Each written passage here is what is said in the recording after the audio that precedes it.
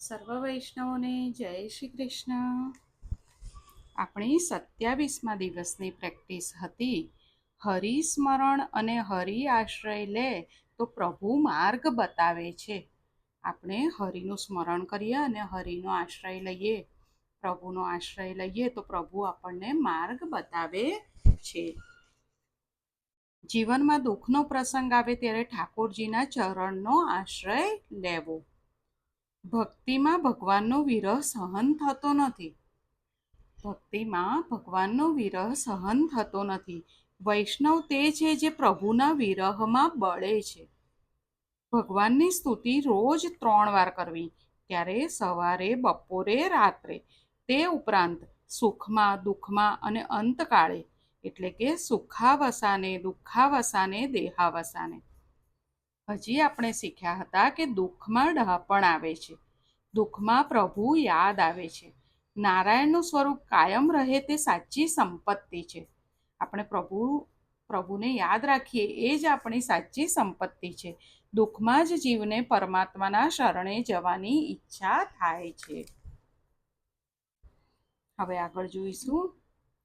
સચ્ચિદાનંદ રૂપાય વિશ્વોત્પત્યાદિહેતવે તાપત્રય વિનાશાય શ્રીકૃષ્ણાય વયં નુમઃ. જે જગતની ઉત્પત્તિ, સ્થિતિ અને વિનાશનો હેતુ છે તથા જે 3 પ્રકારના તાપોના નાશ કરવાવાળા છે એવા સચ્ચિદાનંદ સ્વરૂપ ભગવાન શ્રી કૃષ્ણને અમે વંદન કરીએ છીએ. અગાઉ આપણે જોયું કે કુંતાજી પ્રભુ પાસે શું માંગે છે. કુંતાજી પ્રભુને શું કહે છે? કુંતાજી પ્રભુને કહે છે કે દુઃખમાં જ મનુષ્યને ડહાપણ આવે છે, દુઃખમાં જ જીવને પ્રભુ પાસે જવાનું મન થાય છે, વિપત્તિમાં જ એનું સ્મરણ થાય છે. તેથી વિપત્તિ એ સાચી સંપત્તિ છે. એટલે કુંતાજીએ શું માંગ્યું કે નાથ, મોટા મોટા દુઃખોના પ્રસંગો આવીને માથે પડે તેવું વરદાન આપો. ફરી જોઈએ, કુંતાજીએ પ્રભુ પાસે શું માંગ્યું કે મોટા મોટા દુઃખોના પ્રસંગો આવીને માથે પડે તેવું વરદાન આપો. શ્રી કૃષ્ણ કહે છે કે તમે આજ સુધી તો દુઃખ જ ભોગવ્યું છે, હવે સુખનો વારો આવ્યો છે, તો તમને હજી દુઃખ ભોગવવાની હોશ છે? ત્યારે કુંતાજી પ્રભુને કહે છે કે દુઃખમાં જીવને પરમાત્માના શરણે જવાની ઈચ્છા થાય છે. જે દુઃખમાં નારાયણનું સ્મરણ થાય તો એ તો સુખ છે, તેને દુઃખ કેમ કહેવાય? વિપત્તિમાં તમારું સ્મરણ થાય છે, તેથી હું તેને સાચી સંપત્તિ માનું છું. સુખ કે માથે શીલ પડો, હरि હૃદય સે જાય, બલિહારી વો દુઃખ કી જો પલ પલ નામ જપાય. શું કીધું કુંતાજીએ કે સુખના માથે તો શીલ પડો, કે સુખ આવે તો હરિ હૃદયથી જતા રહે છે, અને એ દુઃખની તો બલિહારી છે કે જે પલ પલ નામ જપાવે છે. સુખ કે માથે શીલ પડો, હરિ હૃદય સે જાય, બલિહારી વો દુઃખ કી જો પલ પલ નામ જપાય, જો પલ પલ નામ જપાય. એવું કુંતાજીએ પ્રભુને કીધું. હનુમાનજીએ રામચંદ્રજીને કહ્યું છે, તમારા ધ્યાનમાં સીતાજી તન્મય થયા છે, તેથી હું કહું છું કે સીતાજી આનંદમાં છે. કહ હનુમંત વિપત્તિ પ્રભુ સોઈ, જબ જબ તબ સુમરેન ભજન ન હોય. નાથ, જ્યારે તમારું સ્મરણ ભજન ન થાય ત્યારે જ સાચી વિપત્તિ આવી છે એમ સમજવું. મારે માથે વિપત્તિઓ આવે, કુંતાજી કહે છે કે મારે માથે વિપત્તિઓ આવે કે જેથી તમારા ચરણનો આશ્રય કરવાની ભાવના જાગે. દુનિયાના મહાન પુરુષોને પહેલા દુઃખના પ્રસંગો આવ્યા છે. 4 પ્રકારના મદથી મનુષ્ય ભાન ભૂલે છે. મનુષ્યને 4 પ્રકારનું મદ થાય ત્યારે એ પોતાનું ભાન ભૂલે છે. હવે કયા 4 પ્રકારના મદ છે? પહેલું વિદ્યામદ, જેની પાસે બહુ વિદ્યા હોય, બહુ જ્ઞાન હોય, વિદ્યામદ. બીજું જુવાનીનો મધ, જુવાનીનો મધ. ત્રીજું દ્રવ્ય મધ એટલે પૈસાનો મધ. ચોથું અધિકાર મધ, જેના હાથમાં વધારે પડતા અધિકાર હોય. આ 4 પ્રકારના મધથી જીવ ભગવાનને ભૂલી જાય છે. આ 4 પ્રકારના મધથી જીવ ભગવાનને ભૂલી જાય છે. પોતાનું બાળક રડે તો પ્રોફેસર તાળી પાડીને તેને ચાનું રાખવા પ્રયત્ન કરે છે. ત્યારે તે ભૂલી જાય છે કે હું પ્રોફેસર છું. પ્રોફેસર સાહેબ કથામાં આવે ત્યારે કીર્તનમાં તેમને તાળી પાડતા શરમ આવે છે. ઘરે બાબાને રમાડતા શરમ નથી આવતી તાળી પાડતા, અને પ્રભુના કીર્તનમાં તાળી પાડતા શરમ આવે છે. ભણેલા લોકોને ભજનમાં શરમ આવે છે. ભણેલા લોકોને ભજનમાં શરમ આવે તો એના જેવું બીજું શું પાપ હોઈ શકે? ભગવાને કહ્યું છે આ 4 પ્રકારના મદથી જીવ ઉન્મત્ત બને છે અને મારું અપમાન કરે છે. પ્રભુ શું કહે છે? આ 4 પ્રકારના મદથી જીવ ઉન્મત્ત બને છે અને મારું અપમાન કરે છે. આ મદવાળાની જીભને કીર્તન કરતા પાપ પકડી રાખે છે. આવો મદ જેને હોય એની જીભને કીર્તન કરતા પાપ પકડી રાખે કે તું બોલીશ તો મારે બહાર નીકળવું પડશે, તું પ્રભુનું નામ લઈશ તો પાપને બહાર નીકળવું પડશે, એટલે પાપ એની જીભને પકડી રાખે છે. મહાભારતમાં કહ્યું છે સર્વ પ્રકારના રોગોનો જન્મ મદમાંથી થયો છે. સર્વ પ્રકારના રોગોનો જન્મ મદમાંથી થયો છે. માટે દીન બની પ્રાર્થના કરો. તમારા જન્મનું પ્રયોજન ઘણી રીતે બતાવવામાં આવે છે, પરંતુ મને લાગે છે કે દુષ્ટોનો વિનાશ કરવો તે તમારા જન્મનું પ્રધાન કાર્ય નથી. પ્રભુના જન્મનું પ્રધાન કાર્ય દુષ્ટોનો વિનાશ કરવાનું નથી, પરંતુ તમારા ભક્તોને પ્રેમનું દાન કરવા હે નાથ તમે આવ્યા છો. પ્રભુ કેમ આવ્યા છે? ભક્તોને પ્રેમનું દાન કરવા માટે. દુષ્ટોનો વિનાશ કરવો એ તો ગૌણ કાર્ય છે. કુંતા થઈને સ્તુતિ કરજો, કુંતા થઈ સ્તુતિ કરજો. મને વસુદેવે કહેલું કંસના ત્રાસથી હું ગોકુળમાં જઈ શકતો નથી. તમે ગોકુળમાં જઈ કનૈયાના દર્શન કરજો. જ્યારે તમે ગોકુળમાં બાળલીલા કરતા હતા ત્યારે તે સમયે હે નાથ હું તમને જોવા આવી હતી. તે તમારું બાળ સ્વરૂપ હજી ભૂલાતું નથી. કુંતાજી કહે છે પ્રભુને કે હું જ્યારે ગોકુળમાં આવી હતી અને મેં તમને જોયા હતા એ બાળ સ્વરૂપ મને હજી ભૂલાતું નથી. તે વખતે યશોદાએ તમને બાંધ્યા હતા તે ઝાંખી મને થઈ છે, તે હજુ ભૂલાતી નથી. કાળપણ જેનાથી કાપે છે, કાળપણ જેનાથી થરથર કાપે છે, તે કાળના કાળ શ્રી કૃષ્ણ આજે થરથર કાપે છે. મર્યાદા ભક્તિ પુષ્ટિ ભક્તિના આ પ્રમાણે વખાણ કરે છે. એટલે મર્યાદા ભક્તિ કોણ છે? કુંતાજી. અને પુષ્ટિ ભક્તિ કોણ છે? યશોદાજી. એટલે મર્યાદા ભક્તિ પુષ્ટિ ભક્તિના એટલે કુંતા માતા યશોદાના વખાણ કરે છે. પ્રેમનું બંધન ભગવાન પણ ભૂલી શકતા નથી. પ્રભુ કયું બંધન ભૂલી શકતા નથી? પ્રેમનું બંધન પ્રભુ ભૂલી શકતા નથી. સગુણ બ્રહ્મનો સાક્ષાત્કાર થયા પછી સંસારમાં આસક્તિ રહી જાય છે. સગુણ સ્વરૂપ અને નિર્ગુણ સ્વરૂપ બંનેનું આરાધન કરે તેની ભક્તિ સિદ્ધ થાય છે. ફરી જોઈશું. સગુણ બ્રહ્મનો સાક્ષાત્કાર થયા પછી સંસારમાં આસક્તિ રહી જાય છે. એટલે સગુણ સ્વરૂપ અને નિર્ગુણ સ્વરૂપ બંનેનું આરાધન કરે તેની ભક્તિ સિદ્ધ થાય છે.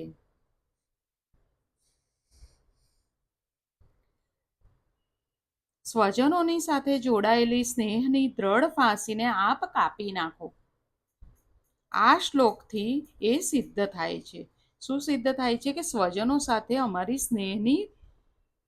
અમારી અમારો જે સ્નેહ સ્વજનો સાથે રહ્યો છે તેને આપ કાપી નાખો. આપ એવી દયા કરો કે મને અનન્ય ભક્તિ પ્રાપ્ત થાય. કુંતાજીએ શું કીધું? કે આપ એવી દયા કરો કે મને અનન્ય ભક્તિ પ્રાપ્ત થાય. સ્તુતિના આરંભમાં નમસ્તે અને સમાપ્તિમાં પણ નમસ્તે છે. સાંખ્યશાસ્ત્રના 26 તત્વનું પ્રતિપાદન 26 શ્લોકોની સ્તુતિમાં કરવામાં આવ્યું છે. ભગવાન બધું કરે છે પણ વૈષ્ણવને નારાજ કરી શકતા નથી. ફરી જોઈએ. ભગવાન બધું કરે છે પણ વૈષ્ણવને નારાજ કરી શકતા નથી. કુંતાજીનો ભાવ જાણી ભગવાન પાછા વળ્યા છે. કુંતાજીએ આટલું બધું પ્રભુને કીધું, આવું માંગ્યું, અને પ્રભુ એ સાંભળીને પ્રભુ જે જઈ રહ્યા હતા તે પાછા વળ્યા છે. પ્રભુ દ્વારકા જવા નીકળ્યા હતા ને તે પાછા વળ્યા. કુંતાજીના મહેલમાં ભગવાન પધાર્યા છે. અતિશય આનંદ થયો છે. અતિશય આનંદ થયો છે. અર્જુન ત્યાં આવ્યા છે. માને કહે છે, કૃષ્ણ મારા સખા છે, મારા માટે તેઓ પાછા આવ્યા છે. અર્જુન શું કહે છે કે કૃષ્ણ તો મારા સખા છે, મારા માટે તેઓ પાછા આવ્યા છે. બધાને એવું લાગે છે કે પ્રભુ મારા માટે પાછા આવ્યા છે. માને કહે છે, કૃષ્ણ મારા સખા છે, મારા માટે આવ્યા છે. કુંતાજી કહે છે, રસ્તામાં હું જઈને ઊભી રહી હતી એટલે તેઓ પાછા આવ્યા છે. દ્રૌપદી કહે છે, કૃષ્ણની આંગળી કપાઈ ગઈ હતી ત્યારે મારી સાડી ફાડીને મેં પાટો બાંધેલો એટલે તેઓ મારા માટે પાછા આવ્યા છે. હવે સુભદ્રા કહે છે કે તમે તો માનેલા બહેન છો, હું તો સગ્ગી બહેન છું, એટલે તેઓ મારા માટે પાછા આવ્યા છે. મને મળવા આવ્યા છે ત્યારે હું રડી અને કાંઈ ન બોલી શકી એટલે મારા માટે આવ્યા છે. પરમાત્મા સાથે પ્રેમ કરો તો તે તમારા થશે. પરમાત્મા સાથે પ્રેમ કરો તો તે તમારા થશે. પ્રભુને શું બાંધી શકે? આપણો પ્રેમ જ, આપણો પ્રેમ, આપણી ભક્તિ જ પ્રભુને બાંધી શકે. એટલે પરમાત્મા સાથે પ્રેમ કરો તો તે તમારા થશે. સર્વને વાલો પણ એ કોઈનો ન થનારો, સર્વને વાલો પણ એ કોઈનો ન થનારો એ સર્વથી ન્યારો છે. સબસે ઊંચી પ્રેમ સગાઈમાં તે માને છે. ભીષ્માચાર્યનો પ્રેમ અતિ દિવ્ય હતો. ભીષ્મનો પ્રેમ અતિ દિવ્ય હતો. કૃષ્ણ કહે છે કે હું કોઈ સગાઈને માનતો નથી, હું પ્રેમ સગાઈમાં માનું છું. હું મારા ભીષ્મ માટે પાછો આવ્યો છું. જ્યારે બધા કહે છે કે કૃષ્ણ તો મારા માટે પાછા આવ્યા છે, ત્યારે કૃષ્ણ શું કહે છે? હું મારા ભીષ્મ માટે પાછો આવ્યો છું. મારો ભીષ્મ મને યાદ કરે છે. ભીષ્મ પિતા તે વખતે મૃત્યુશૈયા પર પડેલા છે. તેના માટે તેનું મરણ સુધારવા માટે ભગવાન પાછા આવ્યા છે. ભીષ્મનું મરણ સુધારવા માટે પ્રભુ પાછા આવ્યા છે. મહાત્માઓનું મરણ મંગલમય હોય છે. સંતોનો જન્મ આપણા જેવો હોય છે, તેથી તેઓની જન્મતિથિ ઉજવાતી નથી, પરંતુ સંતોનું મરણ પુણ્યમય હોય છે, મંગલમય હોય છે, તેથી તેઓની મરણ તિથિ ઉજવાય છે. ભીષ્મ પિતાનું મરણ કેવી રીતે થાય છે તે જોવા માટે મોટા મોટા ઋષિઓ ત્યાં આવ્યા છે. ધર્મરાજાને પ્રભુએ ઉપદેશ કર્યો, તેને સાંત્વના મળતી નથી. ધર્મરાજા એટલે કોણ? યુધિષ્ઠિર. યુધિષ્ઠિરને પ્રભુએ ઉપદેશ કર્યો, પરંતુ તેમને સાંત્વના મળતી નથી, એટલે તેમને ભીષ્મ પિતા પાસે જવા કહે છે. બધા બાણગંગાના કિનારે ભીષ્મ જ્યાં સૂતા છે બાણશૈયા પર, ત્યાં આવ્યા છે. ભીષ્મ વિચારે છે કે ઉત્તરાવસ્થામાં ઉત્તરાયણમાં મારે મરવું છે. ભીષ્મ શું વિચારે છે? ઉત્તરાવસ્થામાં ઉત્તરાયણમાં મારે મરવું છે. ભીષ્મ પિતાએ કાળને કહ્યું કે હું તારો નોકર નથી, હું મારા શ્રી કૃષ્ણનો સેવક છું. ભીષ્મ દ્વારકાનાથનું ધ્યાન કરે છે. ભીષ્મ દ્વારકાનાથનું ધ્યાન કરે છે. મને ભગવાને વચન આપેલું છે કે અંતકાળે હું જરૂર આવીશ. પ્રભુએ ભીષ્મને વચન આપ્યું હતું ને કે અંતકાળે હું જરૂર આવીશ, પણ તેઓ હજુ કેમ દેખાતા નથી? મારા નારાયણ આવે તો તેમના દર્શન કરતા હું મારા પ્રાણ ત્યાગ કરીશ. આમ વિચારે છે તે જ વખતે ધર્મરાજા ત્યાં આવ્યા. ભીષ્મજી આવું વિચારતા હતા ત્યારે ધર્મરાજા યુધિષ્ઠિર ત્યાં આવ્યા. ભીષ્મ ધર્મરાજાને કહે છે, શ્રી કૃષ્ણ સાક્ષાત પરમાત્મા છે. ભીષ્મએ ધર્મરાજાને શું કીધું? યુધિષ્ઠિરને કે શ્રી કૃષ્ણ સાક્ષાત પરમાત્મા છે, તે તારું નિમિત્ત કરી મારા માટે આવ્યા છે. મારું મરણ સુધારવા માટે તેઓ આવ્યા છે. ભીષ્મે ભગવાનને વચનથી બાંધ્યા હતા. ભીષ્મે પ્રભુને વચનથી ક્યારે બાંધ્યા હતા? કૌરવ પાંડવ યુદ્ધ વખતે દુર્યોધન ભીષ્મ પિતામાને કહે છે કે દાદાજી 8 દિવસ થયા, તમે કોઈને મારી શક્યા નથી, તમે કોઈ પાંડવોને મારી શક્યા નથી, દાદાજી તમે બરાબર લડતા નથી. એવું જ્યારે દુર્યોધન ભીષ્મ પિતામાને કહે છે ત્યારે ભીષ્મ પિતામહ ગુસ્સામાં આવેશમાં આવી ગયા, અને આવેશમાં દુર્યોધને કહ્યું અને આવેશમાં તેમણે દુર્યોધનને શું કીધું કે રાત્રે 12 વાગે હું જ્યારે ધ્યાનમાં બેસું ત્યારે તું તારી રાણીને આશીર્વાદ લેવા મોકલજે. હું તેને અખંડ સૌભાગ્યવતીનું વરદાન આપીશ. હવે ભીષ્મ પિતામાં દુર્યોધનની રાણીને અખંડ સૌભાગ્યવતીનું વચન આપે તો દુર્યોધન તો મરે જ નહીં. એટલે ભીષ્મ પિતામહે આવેશમાં દુર્યોધનને એવું કીધું. હવે કૃષ્ણને આ સાંભળીને ચિંતા થઈ ગઈ કે દુર્યોધનની પત્ની ભાનુમતીને ભગવાન મળ્યા. અને કૃષ્ણ ભગવાને દુર્યોધનની પત્ની ભાનુમતીને શું કીધું કે દાદાજી તો ઘરના છે, આજે જ જવાની શી જરૂર છે, આવતીકાલે દર્શન કરવા જજે. અને ભાનુમતી તો માની ગયા. મહાત્માઓ કહે છે તે વખતે શ્રી કૃષ્ણે શું કર્યું, ભાનુમતીને એવું કીધું તું કાલે જજે. અને કૃષ્ણે દ્રૌપદીને જગાડી એક સ્વરૂપે દ્રૌપદીને લઈને ભીષ્મ પિતામહ પાસે ગયા. કૃષ્ણ એક સ્વરૂપે દ્રૌપદીને જગાડીને દ્રૌપદીને લઈને ભીષ્મ પિતામહ પાસે ગયા અને એક સ્વરૂપે દ્રૌપદી બનીને અર્જુનની પથારીમાં સૂતા છે. શ્રી કૃષ્ણ અરૂપાયો રૂરૂપાય છે. ભીષ્મ પિતા ધ્યાન કરે છે. આજે દ્વારકાધીશનું સ્વરૂપ દેખાતું નથી. ભીષ્મ પિતા ધ્યાન કરે છે. આજે દ્વારકાધીશનું સ્વરૂપ દેખાતું નથી, પરંતુ કાળી કામળી, હાથમાં દીવો વગેરે સ્વરૂપવાળા ભગવાન દેખાય છે. હવે જ્યારે કૃષ્ણ ભગવાન દ્રૌપદીને લઈને આવ્યા, ખવાસ બનીને દ્રૌપદીને લઈને ભીષ્મ પાસે આવ્યા આશીર્વાદ લેવડાવવા માટે. અને ભાનુમતીને ના પાડી દીધી કે તું કાલે જજે, અને દ્રૌપદીને લઈને આવ્યા. ત્યારે ભીષ્મ પિતામાં ધ્યાનમાં બેઠા હતા. તો એમને ધ્યાનમાં બેઠા બેઠા એમને કયું સ્વરૂપ દેખાયું પ્રભુનું? કાળી કામળી, હાથમાં દીવો એવા સ્વરૂપવાળા ભગવાન દેખાયા.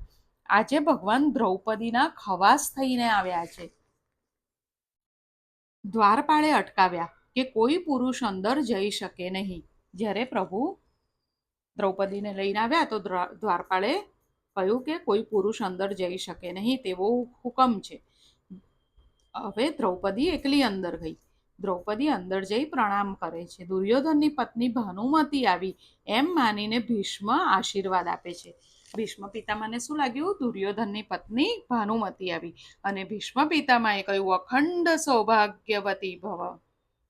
દ્રૌપદીએ પૂછ્યું દાદાજી તમારો આશીર્વાદ સાચો થશે? ભીષ્મ પૂછે છે દેવી તું કોણ છે? દ્રૌપદીએ જવાબ આપ્યો હું પાંડવોની પત્ની દ્રૌપદી. ભીષ્મ કહે મેં તને આશીર્વાદ આપ્યા છે તે સાચા થશે. પાંડવોને મારવાની પ્રતિજ્ઞા મેં આવેશમાં લીધી છે, સાચા હૃદયથી નથી લીધી. સાચા હૃદયથી તને આશીર્વાદ આપ્યા છે, તે સાચા પડશે. પણ પહેલા તું મને એ કહે કે તું રાત્રે એકલી અહીંયા આવી કેવી રીતે? અને તને લાવનાર દ્વારકાનાથ વગર બીજો કોઈ હોઈ શકે જ નહીં. ભીષ્મ પિતામહ સમજી ગયા કે તને લાવનાર દ્વારકાનાથ સિવાય બીજું કોઈ હોઈ શકે જ નહીં. ભીષ્મ પિતામહ દોડતા દોડતા બહાર આવ્યા. શ્રી કૃષ્ણને કહ્યું છે આજે તો હું આપનું ધ્યાન કરું છું. ભીષ્મ પિતાએ બહાર આવીને પ્રભુને પ્રણામ કર્યા અને શું કીધું? આજે તો હું તમારું ધ્યાન કરું છું, પણ અંતકાળે તમારું સ્મરણ રહેશે કે નહીં? જ્યારે મારો અંતકાળ આવશે ત્યારે ખબર નથી કે તમારું સ્મરણ રહેશે કે નહીં. પ્રાણ પ્રયાણ વખતે વાત પિત્ત કફના પ્રકોપથી આ ગળું રૂંધાઈ ગયું હશે. જ્યારે મરણ આવે ત્યારે વાત પિત્ત અને કફના પ્રકોપથી ગળું રૂંધાઈ ગયું હશે. તેવા સમયે તમારું સ્મરણ કેવી રીતે થશે? આ ખાલી ભીષ્મ પિતામહ માટે નથી, આપણા બધા માટે છે. આપણે પણ પ્રભુ પાસે એ જ માંગીએ કે અંત સમયે તમારું સ્મરણ કેવી રીતે થશે. માટે અંતકાળમાં મારી લાજ રાખવા માટે પ્રભુ તમે આવજો. અંતકાળમાં મારી લાજ રાખવા માટે પ્રભુ તમે આવજો. અંતકાળમાં ભયંકર સ્થિતિ થશે, તે વખતે આપ મને લેવા આવજો. ભીષ્મ પિતામહની જેમ આંખ બંધ કરીને આપણે પણ એવી પ્રાર્થના કરીએ કે અંતકાળમાં ભયંકર સ્થિતિ થશે, તે વખતે પ્રભુ હું તમારું નામ નહીં લઈ શકું, ત્યારે તમે આવજો. નાથ તમે મને લેવા આવજો, મારા માટે અંતકાળ વખતે આવજો. તે વખતે શ્રી કૃષ્ણે ભીષ્મ પિતામહને વચન આપેલું કે હું જરૂરથી આવીશ. તેમને આપેલું વચન સત્ય કરવા દ્વારકાનાથ પધાર્યા છે. પ્રભુને રોજ પ્રાર્થના કરજો, નાથ મારા મરણ સમયે આપ જરૂર આવજો. દુનિયાના લોકો તો બહુ મોટા મોટા વચનો આપશે, પણ જ્યારે એમનો સ્વાર્થ પતી જશે ત્યારે એ ભાગી જશે. પણ પ્રભુને અગર આપણે પ્રેમ કરીશું તો પ્રભુ આપણને યાદ રાખશે. પ્રભુ પ્રેમના બંધનથી બંધાઈ જાય છે. પ્રભુ વૈષ્ણવોને નારાજ કરી શકતા નથી. એટલે આપણે અત્યારથી પ્રભુને પ્રેમ કરીશું, પ્રભુનું નામ લઈશું, તો પ્રભુ ચોક્કસ અંતકાળે આપણા માટે દોડતા આવશે. શરીર સારું હોય ત્યારે ધ્યાન જપ થાય છે. જ્યારે આપણું શરીર સારું હોય ત્યારે આપણે ધ્યાન જપ કરી શકીએ છીએ. અંતકાળમાં દુઃખથી દેહાનુસંધાન થાય છે. તેથી પરમાત્માનું સ્મરણ કરવું કઠણ છે. ભીષ્મ પિતાની શ્રી કૃષ્ણની સ્તુતિ કરે છે. ભીષ્મ પિતા શ્રી કૃષ્ણની સ્તુતિ કરે છે, નાથ કૃપા કરો, જેવા ઊભા છો તેવા જ ઊભા રહેજો. જ્યારે શ્રી કૃષ્ણ ભગવાન ભીષ્મ પિતામહ પાસે આવે છે, એ તો બાણ શૈયા પર છે ભીષ્મ પિતામહ. ત્યારે ભીષ્મ પિતામહ શું કહે છે કે તમે જેવા ઊભા છો તેવા જ ઊભા રહેજો. આજે અહીંયા સુધી રાખીએ. આજે તો ટાઈમની પણ ખબર ના પડી. અહીંયા સુધી રાખીએ. આજે આપણે શું જોયું, આપણે પ્રેક્ટિસ કરવાની છે આપણે જોઈ લઈએ. આજે આપણે શીખ્યા કે સગુણ સ્વરૂપ અને નિર્ગુણ સ્વરૂપ બંનેનું આરાધન કરે તેની ભક્તિ સિદ્ધ થાય છે. એટલે આપણે, મારા સમજ પ્રમાણે હું એવું સમજું છું કે સગુણ સ્વરૂપ એટલે આપણે સેવા કરતા તો પ્રભુની સન્મુખ જ હોઈએ છીએ, ત્યારે આપણે સેવા કરીએ છીએ. પછી આપણે 2-3 કલાક બધાનો સમય અલગ હોય છે. સેવા થઈ જાય એ પછી પણ પ્રભુનું સ્વરૂપ આપણા મનમાં હોવું જોઈએ. એટલે સગુણ સ્વરૂપ અને નિર્ગુણ સ્વરૂપ બંનેનું આરાધન કરીએ તેની ભક્તિ સિદ્ધ થાય છે. પછી પણ પ્રભુનો જાપ કરતા રહીએ, હર ક્ષણ પ્રભુને યાદ કરીએ. ભગવાન બધું કરે છે પણ તે વૈષ્ણવને નારાજ કરી શકતા નથી. પરમાત્મા સાથે પ્રેમ કરો તો તે તમારા થશે. પરમાત્મા સાથે પ્રેમ કરીએ તો પ્રભુ આપણા થશે. આજે આપણે આ બધું શીખ્યા તો આપણે એટલું યાદ રાખવાનું છે, પ્રેક્ટિસ કરવાની છે કે આપણે પ્રભુને ખૂબ પ્રેમ કરીએ, પ્રભુનું નામ સ્મરણ કરતા રહીએ. અને પ્રભુને શું પ્રાર્થના કરવાની છે કે અંતકાળમાં મારી લાજ રાખવા માટે આવજો. અંતકાળમાં મારી લાજ રાખવા માટે આવજો. અંતકાળમાં ભયંકર સ્થિતિ થશે તે વખતે આપ મને લેવા આવજો. નાથ મારા માટે અંતકાળ વખતે જરૂર આવજો. આપણે રોજ એવી પ્રાર્થના કરીશું. આજે સૌને જય શ્રી કૃષ્ણ.